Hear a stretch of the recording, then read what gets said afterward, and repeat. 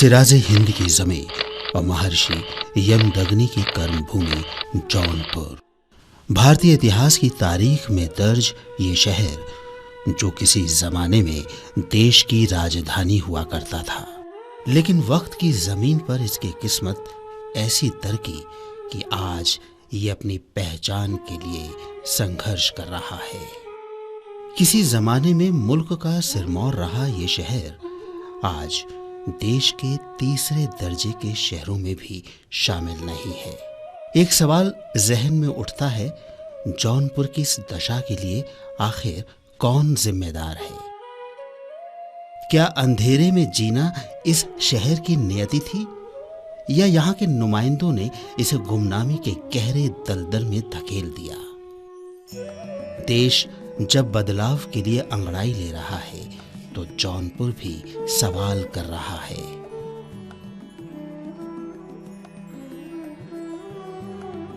सवाल जो उसके वजूद से जुड़े हैं और आने वाले कल तक जाते हैं। सवाल जो उनकी वर्तमान बदहाली पर चीख रहे हैं और इस हालात से निकलने का रास्ता पूछ रहे हैं।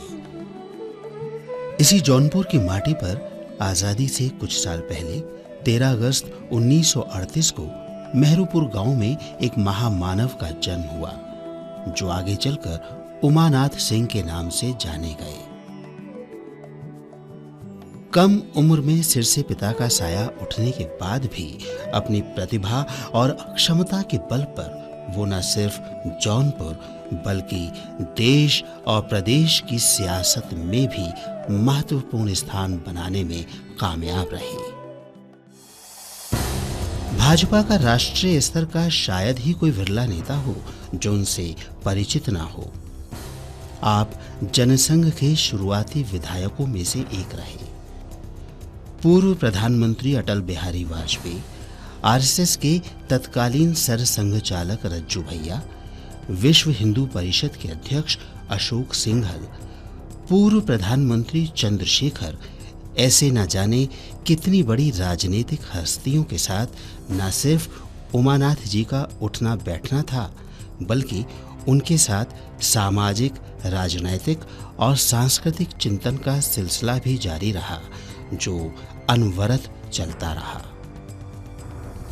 राष्ट्रीय राजनीति में बड़ा स्थान होने के बाद भी जौनपुर उनसे और वो जौनपुर से कभी अलग नहीं रहे।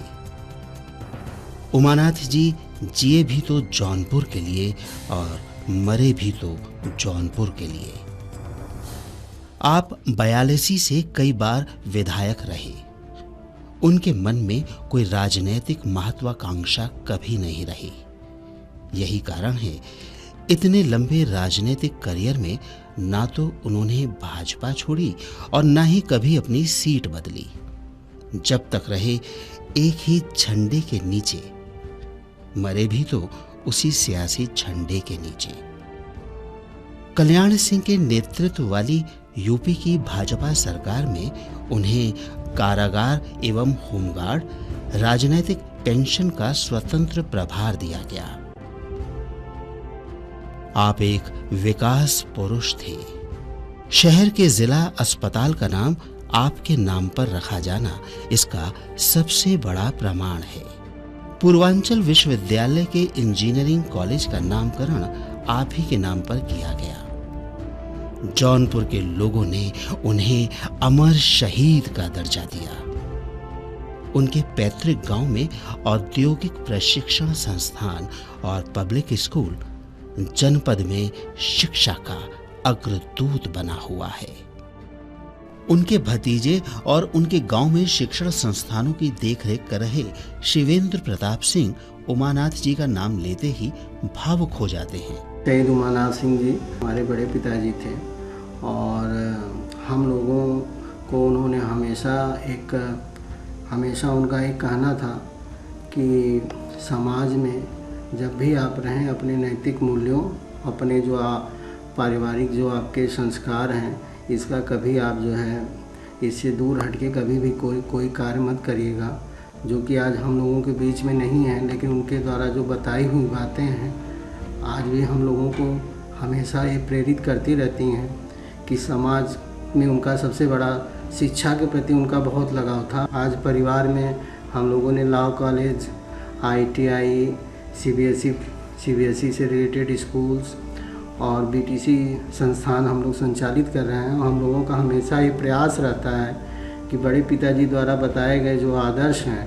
उनका हम लोग साक्षात पालन करें। हमारा यही प्रयास है कि हम लोग अपने जो शैक्षणिक संस्थान हैं उसके माध्यम से जौनपुर के लोगों को एक राष्ट्रीय स्तर पर, अंतर्राष्ट्रीय स्तर पे यहाँ से जो निकले हुए छात्र हैं वो जौनपुर ज़िले को गौरवान्वित करें।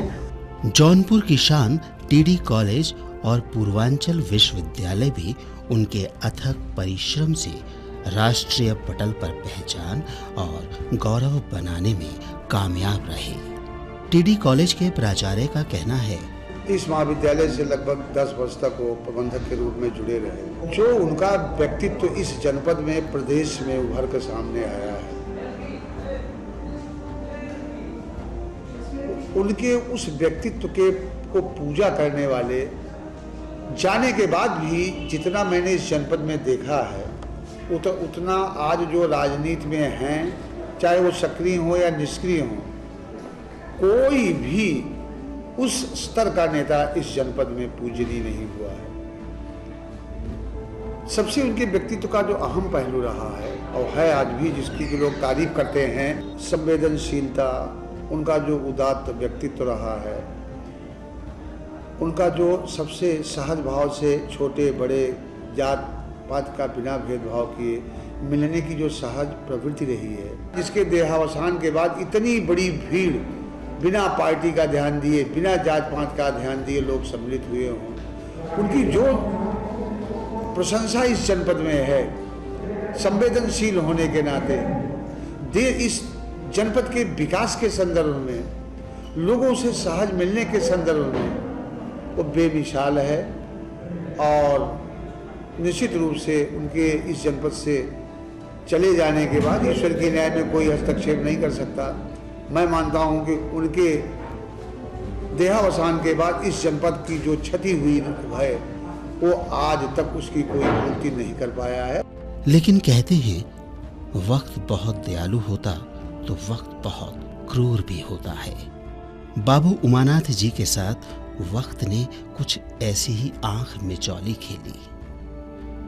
समय ने उन्हें सियासत का सितारा बनाया। वो जौनपुर को बड़े राजनीतिक पटल पर ले गए। वक्त ने उन्हें 3 बार विधायक बनाया। वक्त ने उन्हें जनता का सबसे दुलारा नेता बनाया। जहाँ तक आदरणीय उमानाथ जी का सवाल है, जब मंत्री जी जीत गए हमारे 82 विधानसभा क्षेत्र से, तो उन्होंने उनके स्वागत में हम लोगों ने 82 में एक बहुत बड़ी मीटिंग की। उस मीटिंग में मैं सबसे आगे बैठा और मेरे हाथों में भाजपा का झंडा था। मैं अपने आप को गौरवान्वित महसूस कर रहा था कि जब आदरणीय मंत्री जी अपने आसन के पास मुझे बुलाया और उन्होंने मुझको अपने गले लगा लिया। मेरे जैसे छोटे आदमी को, एक तुच्छ व्यक्ति को, और आज मैं गर्व महसूस करता हूँ। आज भी यदि मैं उनके अपने अतीत के झरोखों से झांकता हूँ तो मुझे उनका वो स्फूर्तिमान और उनका वो तेजस्वी चेहरा याद आता है कि यदि कहा जाए कि वो गरीबों के मसीहा थे, गरीबों ही के ही नहीं बल्कि अपने विरोधियों के लिए भी वो परम कृपालु थे। ऐसा उनका व्यक्तित्व था। राष्ट्रीयता उनमें कूट कूट करके भरी थी। उमानाथ सिंह बहुत ही हमारे निकट संबंधी थे, मेरे खातेदार भी थे पुराने, और आज भी उनके परिवार से मेरा बड़ा ही लगाव रहा है और रहता रहेगा। उसी तरीके से उनके न रहने पर यह क्षेत्र जो है पूरा सूना हो चुका है, और इसके बाद उसी ढंग से उनके पुत्र श्री KP सिंह भी उस ढंग से चल रहे हैं कि यह पता लग रहा है कि उन्हीं के ढंग से चलते रहेंगे तो उनकी क्षति पूर्ति हो सकती है। भाई साहब के गांव के ही हैं और यही के रहने वाले हैं। भाई साहब के रहने पर हम लोगों को बहुत मदद मिलती थी, यहाँ तक कि गांव में तमाम रोजी रोटियाँ हम लोग उन्हीं के दिए हुए खा रहे हैं। इसके अलावा अस्पताल है, हमारे यहाँ जच्चा बच्चा केंद्र है, डाकखाना है, बैंक है, तमाम सुविधाएं हम लोगों को दिए। जब से वो चले गए हैं तब से हम लोगों के यहाँ समस्याएं आ गई हैं। किसी भी काम के लिए जाइए कोई सुनने वाला नहीं है, कोई देखने ताकने वाला। जैसे वीरान सा गाँव हो गया है, 20 वर्ष से हम लोग परेशानी में चल रहे हैं। लोगों के दिलों में उनके लिए जगह बनाई, लेकिन एक दिन वक्त के क्रूर हाथों ने जौनपुर की जनता से उसका प्यारा नेता छीन लिया। 13 सितंबर 1994 का दिन उत्तर प्रदेश के इतिहास का सबसे काला दिन था। उस दिन सरकार पर काबिज दल ही शासकीय मर्यादा लांघकर सड़क पर उतर आए थे। तत्कालीन मुलायम सरकार के समर्थकों ने ये बंद किसी मांग के लिए नहीं बल्कि विपक्ष को चिढ़ाने के लिए बुलाया था। उमानाथ जी नेता थे, जनता के लिए जीना जानते थे, तो उन्हें मरने की भी कोई परवाह ना थी। जब प्रशासकीय अमला ही दमन पर उतारू हो जाए तो समझिए सियासत और राजनेता की असली अग्नि परीक्षा है। उमानाथ जी ये अग्नि परीक्षा देने को तैयार थे। मौत भी इसके रास्ते में आए तो भी इसकी उन्हें परवाह ना थी। प्रशासन दुकानदारों और व्यवसायियों को सुरक्षा देने की बजाय हुड़दंग मचाने पर आमादा था। परेशान जनता अपने दुलारे नेता के पास आई। ये सब देख व्यथित उमानाथ जी बीमार होने और चिकित्सकों के मना करने के बाद भी कोतवाली गए। आगे आगे नेता और पीछे पीछे जनता चली। उन्होंने प्रशासन को चुनौती दी, पहली गोली चलेगी तो मेरे सीने पर। आप इन असहाय लोगों पर जुल्म करेंगे तो मेरी लाश से गुजर कर। बहस ज्यादा गंभीर हुई। उग्र उमानाथ जी ये सब बर्दाश्त ना कर पाए। सांसें शरीर का साथ छोड़ने पर आमादा होने लगी। जीवन और मौत के बीच का फासला बहुत संकरा होता गया। एकाएक उन्हें दिल का दौरा पड़ा। जनता की आवाज जनता के बीच ही खामोश हो गई। एक उम्र सदी से मिलने से पहले ही दुनिया से रुखसत हो गई। जौनपुर अपना सबसे लोकप्रिय नेता खो चुका था। लोगों के दुख सुख में शरीक होने वाला, कंधे से कंधा मिलाकर कदम ताल करने वाला अमर सपूत इस दुनिया से विदा हो चुका था। आखिरी तसल्ली के लिए लोग उमानाथ जी को जिला अस्पताल ले गए, लेकिन अब कुछ भी शेष न था। पूरा जौनपुर खामोश था। हर आदमी दुखी, हर आदमी स्तब्ध, हर आदमी आहत, हर आदमी गमज़दा। कौन किससे अपना दुख बांटे।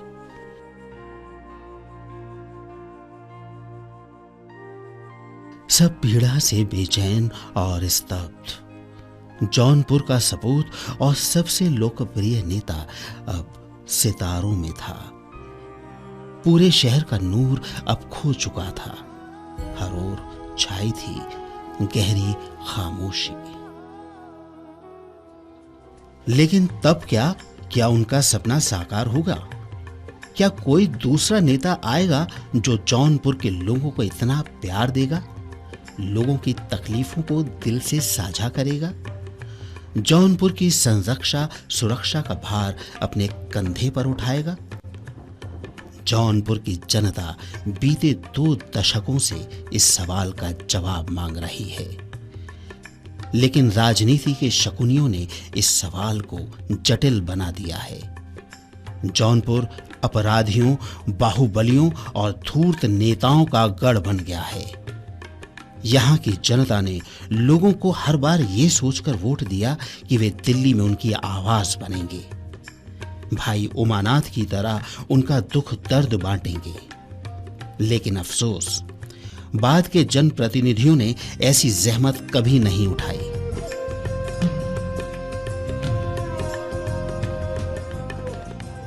वक्त तेजी से आगे बढ़ रहा है, लेकिन जौनपुर पीछे जा रहा है। जौनपुर शहर का दायरा बढ़ रहा है, लेकिन ये जाम में अटकता जा रहा है। नौजवानों को रोजगार की जरूरत है, लेकिन उन्हें यहाँ के बाहुबली अपने स्वार्थों के लिए गलत रास्ते पर धकेल रहे हैं। पुराने उद्योग धंधे एक एक कर बंद होते जा रहे हैं। आंकड़े बताते हैं, दिल्ली, मुंबई जैसे महानगरों के लिए यूपी में सबसे ज्यादा पलायन कहीं अगर हो रहा है तो वो जौनपुर है। इलाके की सड़कें चीख चीख कर जवाब मांग रही हैं। हमारे नेता कान में रुई डालकर सोए हैं। बिजली पानी की समस्या दिन दूनी रात चौगनी गति से आगे बढ़ रही है। हमें जातिवाद के नाम पर बांटा जा रहा है। आखिर इस अंतहीन इंतजार की कब सुबह होगी? यहाँ विकास की कोंपलें कब फूटेंगी? यहाँ के लोगों के जीवन में उजाला कब फैलेगा? लेकिन दिन बदलेंगे। देश की सबसे बड़ी विपक्षी भारतीय जनता पार्टी ने गुजरात के विकास पुरुष नरेंद्र मोदी के नेतृत्व में देश को एक नई दिशा देने का बीड़ा उठाया है। 10 साल की सियासी जड़ता के बाद देश में विकास का कमल खिलने को बेताब है। देश अब मोदी की मांग कर रहा है। बदलाव की सियासी अंगड़ाई कश्मीर से कन्याकुमारी तक जोर मार रही है। ऐसे में ये जरूरी हो जाता है कि जौनपुर के लोग भी अपने विकास पुरुष शहीद उमानाथ सिंह के सपनों को पूरा करने के लिए आगे आएं। भाजपा ने इसी मकसद से इस बार उनके बेटे केपी सिंह को टिकट दिया है, ताकि विकास की बहने वाली इस राष्ट्रीय गंगा में जौनपुर भी डुबकी लगा सके और तरक्की की ऐसी इबारत लिखे जिससे किसी जमाने में देश की राजधानी होने का गौरव इसे फिर से मिल सके। केपी कहते हैं, पिताजी कहते थे कि जनता को दिल में बसाओ, जनता तुम्हें अपने दिल में बसाएगी। केंद्र में नरेंद्र मोदी एक नई शुरुआत करने जा रहे हैं। ऐसे में मैं भी बाबूजी के कदमों पर चलते हुए जौनपुर में साफ सुथरी और विकास की राजनीति करना चाहता हूँ। का देहांत हुआ, मैं इंटर में था। मैं बहुत छोटा था तब, इंटर में था, और मुझे शून्य में अकेला छोड़ के चले गए। मुझे कुछ समझ नहीं आ रहा था मैं क्या करूँ, लेकिन मेरे परिवार ने मुझे संभाला। और जब मैं बड़ा हुआ तो मैंने देखा कि मेरे पिताजी के प्रति जनता में कितना विश्वास और सम्मान। उसी विश्वास और सम्मान के साथ मैं राजनीति में आया हूँ। यही संकल्प लेके आया हूँ कि उसी विश्वास और सम्मान को कायम रखूँगा। जौनपुर में कताई मिल थी, शुगर मिल थी, बंद हो गई, जिससे यहाँ हजारों नौजवान बेरोजगार हो गए और गलत रास्तों पे जा रहे हैं। कोई बाहर जा रहा है, कोई गलत रास्ता पकड़ रहे हैं जब रोजगार नहीं मिल रहा है। यहाँ पे सर्वप्रथम रोजगार की व्यवस्था करानी होगी, इससे नौजवान यहाँ रह के कहीं उसको बाहर न जाना पड़े, अपना परिवार का पालन पोषण कर सके, कोई गलत रास्ता न इख्तियार कर सके। मेरे पिताजी जनसंघ से राजनीति शुरू की और भारतीय जनता पार्टी में ही आजीवन रहे, आखिरी दम तक रहे। मेरे भी रगों में उन्हीं का खून है। मैं भारतीय जनता पार्टी की रीतियों नीतियों पे आजीवन चलता रहा। पिताजी ने जो त्याग और बलिदान का रास्ता दिखाया है, उसी रास्ते पे चलते हुए आजीवन जनता की सेवा करना चाहूँगा। भावों की आरती और आंसू का चंदन है, माँ के सगुन सपूत तुम्हारी स्मृति का वंदन है, स्मृति का वंदन है।